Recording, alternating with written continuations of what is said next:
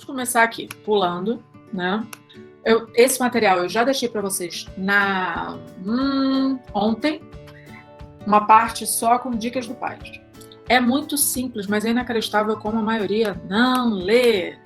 Eu não vou ler tudo isso com vocês porque todos são alfabetizados, graças ao bom Deus. Primeiro, se vocês tiverem que fazer qualquer tipo de anotação ou correção em cima do texto, eu escrevi errado, eu esqueci de uma palavra. Então não façam essa tristeza de colocar esse Vzinho aqui, quase uma setinha para encaixar alguma coisa que faltar. Não risquem e coloquem por cima e não coloquem entre parênteses. CESP não aceita. Qual é o correto? Você vai riscar carioca, e colocar aqui o correto ao lado. E risca só uma vez. Só uma vez, nada de ficar rabiscando, tá? Por favor. Você não tá brincando de tatuar ninguém, tá? É a sua redação. Olha que bonitinho. A gente vai falar sobre margens. E pode parecer muito bobo falar sobre margem. Contudo, não ultrapasse as margens. Ah, professora, mas você tem uma coisa interessantíssima para colocar ali. Então, você precisa pensar antes de escrever a sua frase inteira para tentar encolher a sua letra para encaixar. Não pode correr isso aqui. Você está vendo isso aqui? São 2 espaços. Percebam isso. Daqui para cá. Também não pode. Foi algo que eu não citei na aula passada. Não pode. Você vai dar um espaço na primeira linha do seu parágrafo. Como é esse espaço? Esse espaço é de 2 centímetros. O que você vai fazer? Espertão. Você vai pegar uma régua e você vai medir. Então, meçam o que é 2 centímetros. Olhem na linhazinha do seu dedo, chega na hora, mete o dedão lá para poder dar esse espaço. Olha que bonitinho. Outra dica também desse negócio da margem que minha professora de redação do ano passado me deu. A caneta Bic, a hastezinha dela são exatamente 2 centímetros. Olha que perfeito. Obrigada, amor. E aqui, vejam, espaço aqui, pulou para cá, tem espaço aqui e tem uma sobra na 30. Não façam isso. Tanto que a 30 está com corzinha diferente. Precisa ver contagem de linhas e evitem viúvas ou órfãos.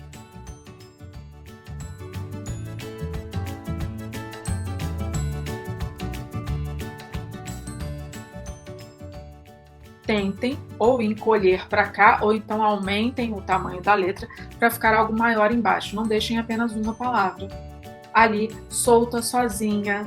Na solidão, né? Tá todo mundo triste, então não façam isso com a prova da palavra. Meus amores, a abreviatura não é informalidade. Você pode usar. Não se esqueçam de pontuação no final da sua abreviatura, tá?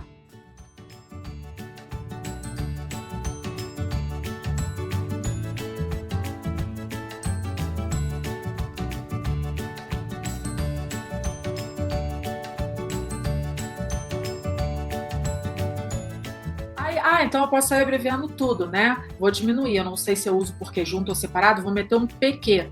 Você vai tomar uma cacetada e vai perder seu ponto. Não faça isso. Esse tipo de abreviação aqui, olha como é que chama abreviatura e abreviação. Esse tipo de abreviação aqui é de uso informal e não pode ser utilizado em âmbito formal. Utilização de ponto em sigla, isso aqui também tira ponto. Ausência de marca de translineação. Linear, translineação. Ato de passar de uma linha para outra, ficando parte da palavra no final. Isso aqui foi exatamente o que eu falei sobre a órfã, a coitadinha lá sozinha, sem ninguém. Aí fala sobre o uso de hífen, cuidado. Não coloquem hífen no início de sentença. Aqui não fala disso, mas eu vou falar, pelo amor das santas, não iniciem sentença com próclise.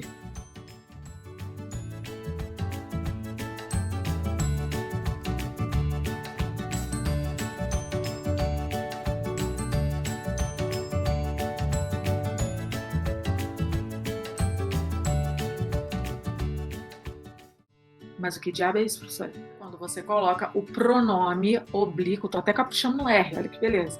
Oblíquo na frente do seu verbo, iniciando a sua sentença. Ah, é só início de frase? Não, início de sentença. O que é sentença? Se você colocou uma pontuaçãozinha, uma vírgula ali, a próxima já é uma sentença.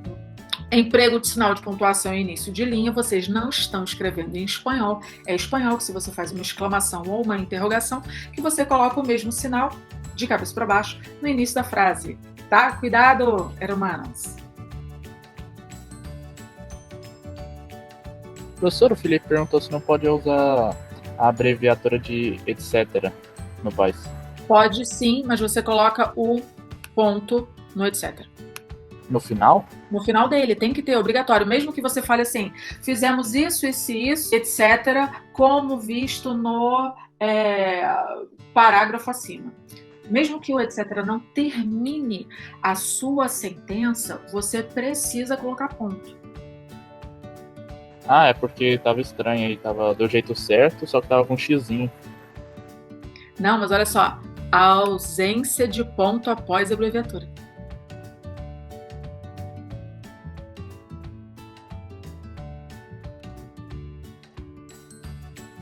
Também uma professora minha de português disse que não é interessante usar vírgula antes do etc. Olha, eu brinco que etc. significa e tal coisa. E não é tal coisa, pelo amor de Deus, gente. Ó, etc.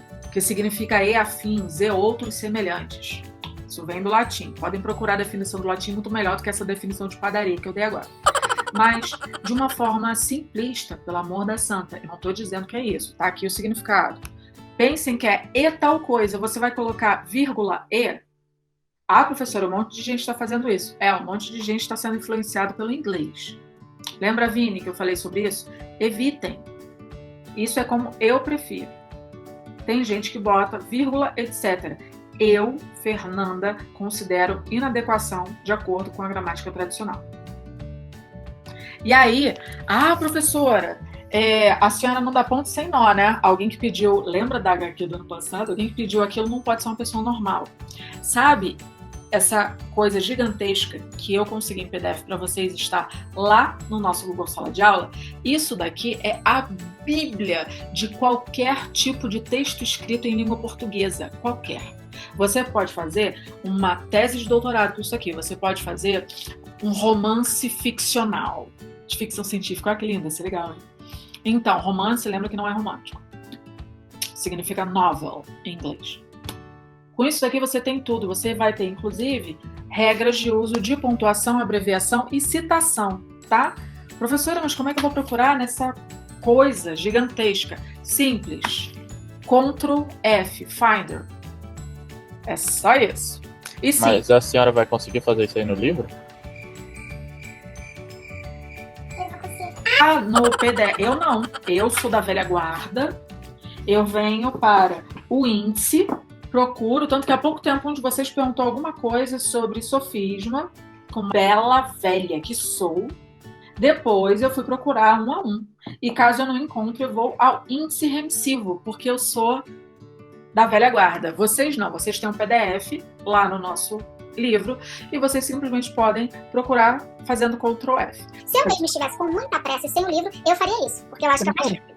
Mas eu gosto de cheiro de ácaro, de papel na mão, sabe? Ai, aquela rinite maravilhosa. A ausência de marca formal.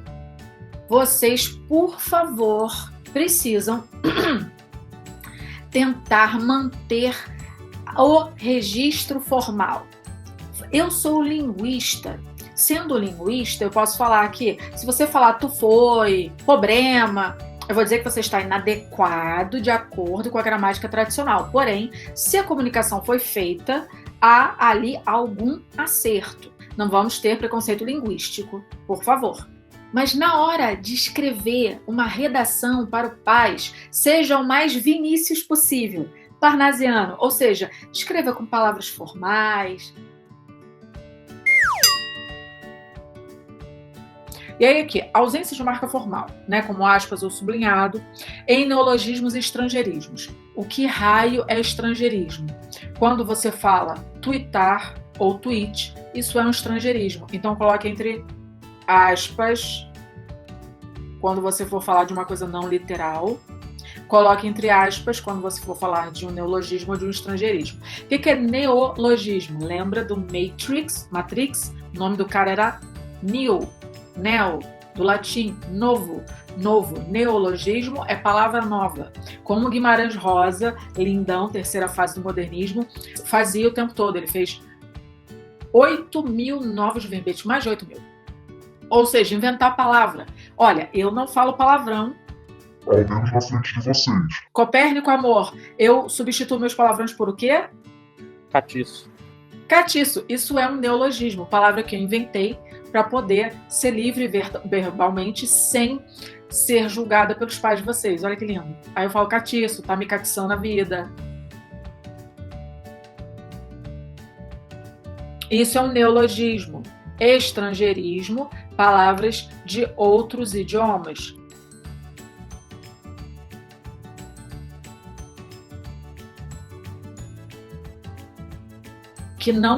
Outros idiomas que não foram incorporados.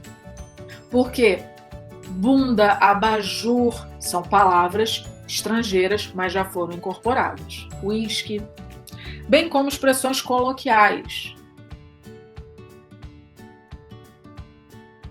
Façam isso. Cuidado com que, cuidado com o uso de cujo, o qual, as quais, tá? Por quê? Porque muitas vezes, se o seu verbo, ó a galerinha aí que teve aula comigo, se o seu verbo na regência dele pede uma preposição, você vai falar, falar de alguém, a menina da qual falei ontem, conversar com os alunos com os quais conversei ontem, fiquem de olho nisso. Cuidado com o uso de mas. Mas é coloquial, uma forma viciosa e mostra o português empobrecido. Eu não estou falando de classe. Olha que bonitinho. No entanto, aí você vai colocar contudo, ademais, porém, né? Faz isso com a tia que eu vou ficar muito feliz. As expressões idiomáticas de cunho coloquial. Com a corda toda, história mil, matar com pau, né? Eu não falei hoje, Vinícius, nail it. Que é quando nail, unha, é uma expressão do inglês que você vai falar, cara, vai lá e pega esse touro na unha e arrasa. Go and nail it. Isso se fosse num texto formal. Não pode usar, né, coisa linda? Primeiro, você usou um termo que eu já vou falar pra você, evite. Tipo assim. Tipo e tipo assim. Segundo, perfeita a sua pergunta. Por quê? Expressão regional é da região, não é comum a todos. Prefiram uma linguagem que você considera, ao menos dentro da sua cabeça, que seja comum a todos compreenderem. Professor, eu vi, algum professor me falou que em um dos casos dá para você substituir a palavra, colocar no masculino e usar o ao. Sim, sim. Com certeza, se você estivesse na minha aula, eu teria dito isso também.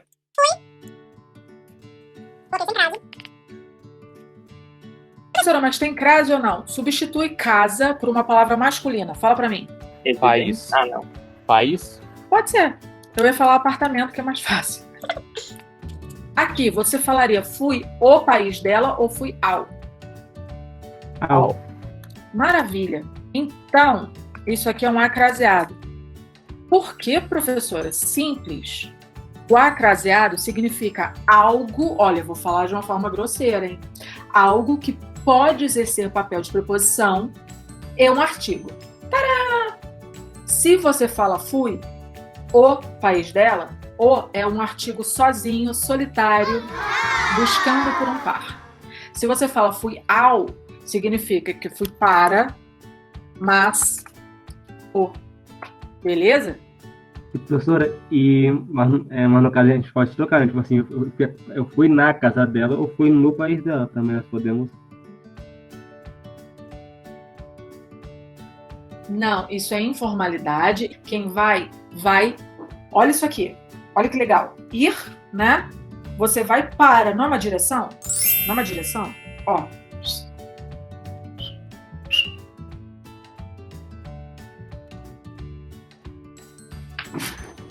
Voltei. Adoro ser um bicho lúdico.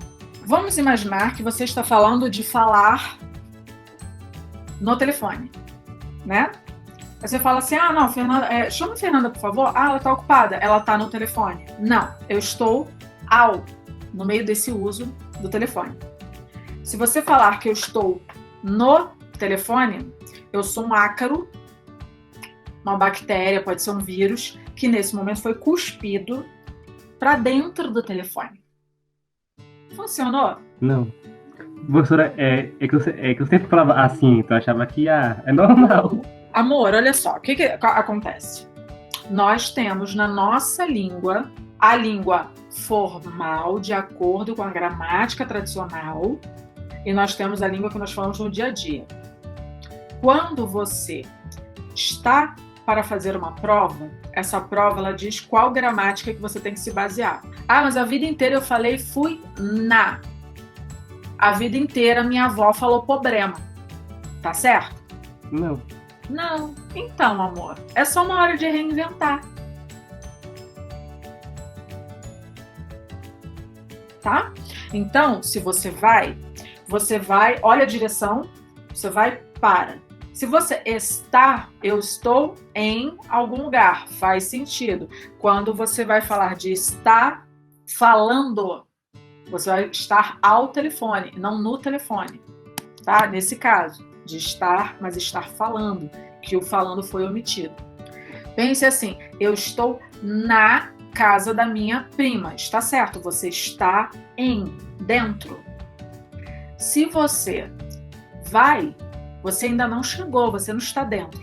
Você vai a algum lugar. Eu vou à praia, eu vou a Brasília, eu fui ao Rio de Janeiro.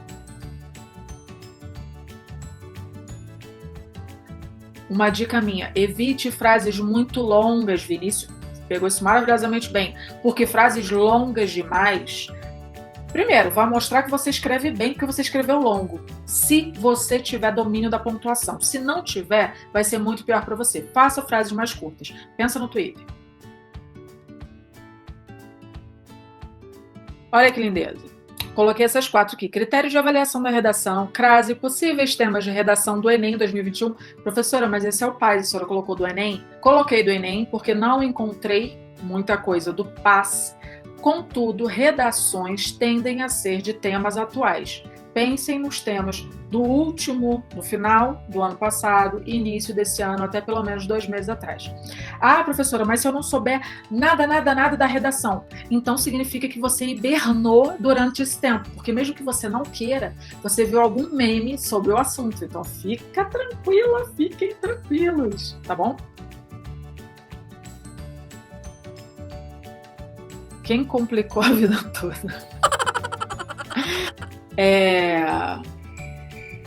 E dentro do colégio pode ter professores bons e ruins. Eu tô vendo. Não vi, não. Então, agora eu vou ter que ler até baixo, porque eu não sei.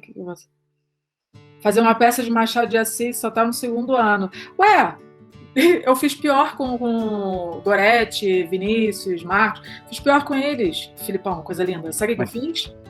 Fala pra eles o que eu fiz, gente. Professora, é que fazer uma peça do alienista, professora, e nós estamos no 2º do fundamental, professora. Não, meninos, contem para eles enquanto eu leio aqui o que eu fiz com vocês no 2º ano com o conto de Machado de Assis. Torturou.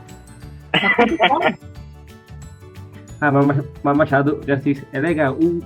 Professora, é o único escritor antigo que eu gosto, é ele. Eu não gosto de mais ninguém.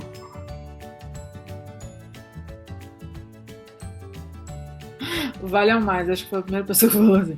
Tá. Ok. Podemos continuar coisas lindas se ainda tivermos tempo, porque acredito que pouco. Mas que bom que eu ajudei vocês na parte de redação, tô aqui pra isso. Você nem viu te chamando de bruxa aí? Ai, não vi não, amor. Poxa. Você me chamou de bruxa? Poxa, eu queria ver. Eu ia até tirar um print.